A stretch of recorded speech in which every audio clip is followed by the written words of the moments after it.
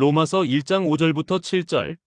로마서 1장 5절은 그로 말미암아 우리가 은혜와 사도의 직분을 받아 그 이름을 위하여 모든 이방인 중에서 믿어 순종하게 하나니이다. 5절에서 바울은 자신을 은혜와 사도의 직분을 받은 사람으로 소개하고 있다.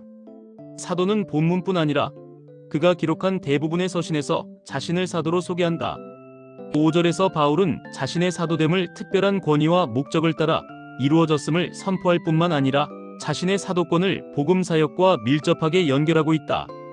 그리스도로 말미암아 받은 은혜는 카리스의 대격, 여성, 단수 형태로 바울 서신의 인사에서 특별하게 사용된 단어이다.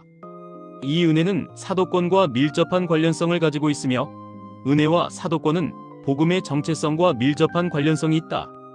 사도는 복음을 전하는 사람이고 복음은 예수 그리스도의 복음이다. 또한 복음은 예수 그리스도의 피의 십자가이다.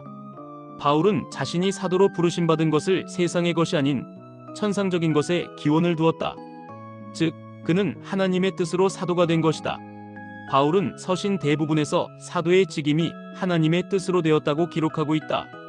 사람의 결단이나 각오나 의지로 사도의 직임을 수행하고 있는 것이 아니라 하나님의 영원전부터 예정하신 뜻으로 말미암아 사도가 된 것이다. 우리는 이러한 직분과 정체성으로부터 두 가지를 도출할 수 있는데 하나는 복음이 갖는 신적 기원이며 다른 하나는 복음을 전하는 자의 태도이다. 즉 사도가 전한 복음은 하나님의 뜻으로 된 복음으로 복음은 역사적인 사건들을 재구성하여 만들어진 이야기가 아니라 하나님의 영원하신 계획 가운데 있던 계시이다. 본질적으로 복음은 하나님의 자기 계시에 근거한 말씀으로 우리에게 오신 예수 그리스도시며 선포된 하나님의 말씀이지 역사적 사건의 줄거리를 이해하고 재구성한 것이 아니다. 그런 의미로 칼빈은 성경을 하나님의 입의 말씀이라고 표현하면서 최상의 권위를 부여하였다. 이런 점에서 바울의 사도적 직분의 신적 기원은 바로 사도가 전한 복음의 신적 기원을 입증하는 것이다. 둘째, 사도의 직임에 대한 태도이다. 사도는 자신의 사도권이 세상의 권위로 주어진 것이 아님을 분명히 하였다. 그의 사도권은 자신을 택하신 하나님의 뜻으로 말미암는 것으로 세상 권위에 의존하지 않는다. 종으로 표현한 그의 직분은 오직 주인의 의지만을 충실하게 실천하는 것을 의미한다. 과거 우리의 신분은 오직 세상과 죄의 종이었다. 그러나 사도는 이제 죄의 종이 아니라 오직 그리스도만을 따르는 종이라고 말한다. 오늘날 말씀 전하는 자는 이러한 사도와 같은 자세와 태도가 요구된다. 순종은 복종하다, 듣다, 휘파코오라는 동사에서 유래했으며 어근은 전치사 휘포와 아코오에서 왔으며 복종을 의미하는 단어이다. 믿어라는 단어는 믿음의 속격, 여성 단수의 형태로 고전 헬라어 용법에서 피스티스는 신뢰, 확신, 확실성, 확고한 확신을 의미한다. 바울의 복음 사역의 목적은 이방인을 믿고 순종하게 하는 것으로 하나님의 자녀된 백성은 마땅히 복음이신 그리스도를 믿고 그의 주 되신 그리스도의 통치에 순종하는 것이다. 오늘날 영적 전쟁 가운데 있는 종말의 현장에서 하나님의 자녀들은 순종과 불순종의 선택을 요구받는다. 우리는 성경에서 첫사람 아담의 불순종이 어떤 결과를 가져왔는지 알고 있다.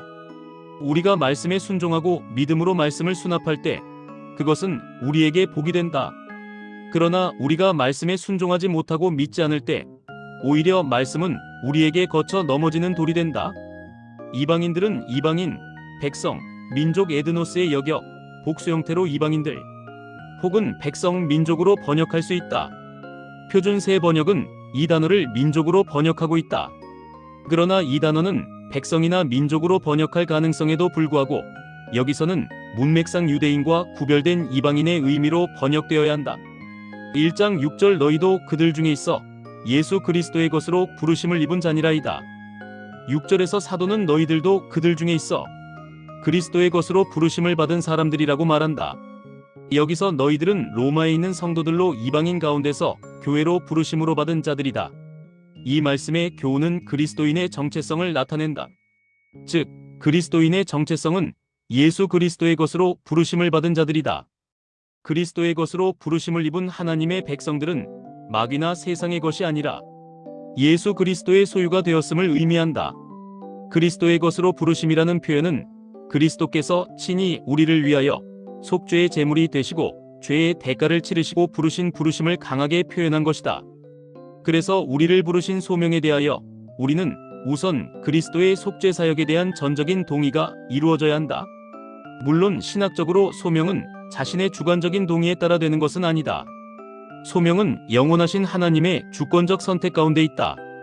그리고 하나님의 주권적 부르심은 말씀과 성령을 통하여 유효적인 결과로 나타낸다. 그러나 오늘날 이러한 주권적 부르심도 없는 사람들이 목회자, 목사라는 이름으로 교회와 하나님의 이름을 욕되게 하고 있다. 우리는 전혀 그리스도의 소유가 될 수 있는 가치 있는 사람들이 아니었다. 할 수 있는 것이라곤 오직 죄 짓는 일밖에는 하지 못하는 자들이었다. 누구든지 자신의 과거 신분을 정확히 알지 못하면 현재 자신의 정체성을 분명하게 이해할 수 없듯이 과거의 자신을 분명히 알아야만 현재의 자신을 분명히 알 수 있다. 이스라엘은 430년이라는 애굽의 압제와 고통의 세월을 잊지 않았기 때문에 그 척박한 광야의 땅에서도 그 고난의 세월 속에서도 민족이 두 동강 나는 아픔에도 광야의 흙먼지 속에 사라질 위기에도 여호와의 이름을 잊을 수가 없었다.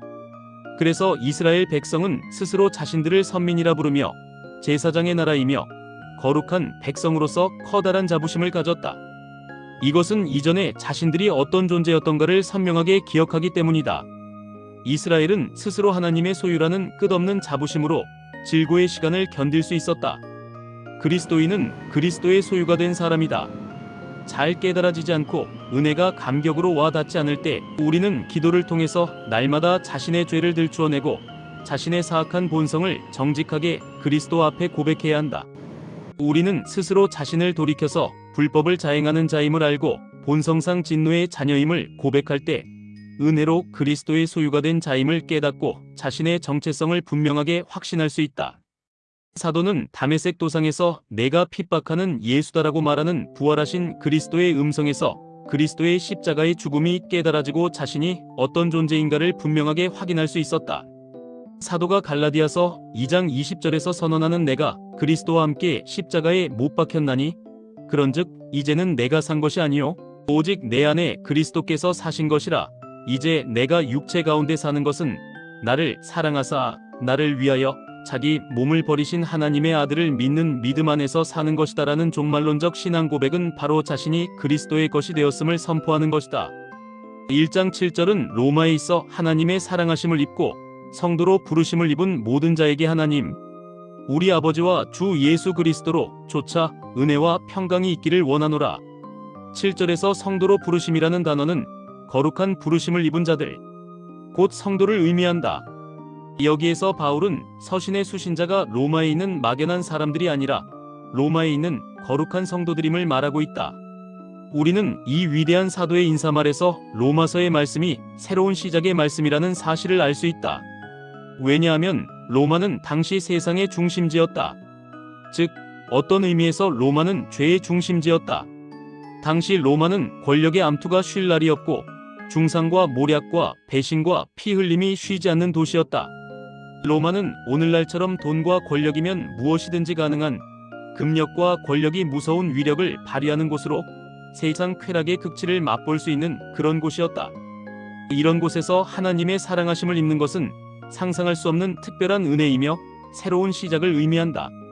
사도는 하나님의 은혜 받는 것이 결코 쉽지 않은 로마의 환경에서 성도들에게 우리 주 예수 그리스도로 조차 은혜와 평강이 있기를 기원하고 있다. 사도가 말하는 은혜와 평강은 사랑하시고 거저 주시는 하나님의 본성에 근거하며 이 거저 주시는 하나님의 은혜와 사랑은 십자가에서 구체적으로 나타났다. 평강, 에이레네는 악에 대하여 적극적으로 실현되는 안녕, 행복과 같은 것으로 그리스도인들의 새로운 시작은 하나님의 사랑을 입는 것으로부터 시작한다. 사도는 죄와 저주, 하나님의 진노가 넘쳐나는 로마에서 성도들을 향하여 하나님의 은혜와 평강을 바라는 간절한 기도의 인사를 하고 있다. 아멘.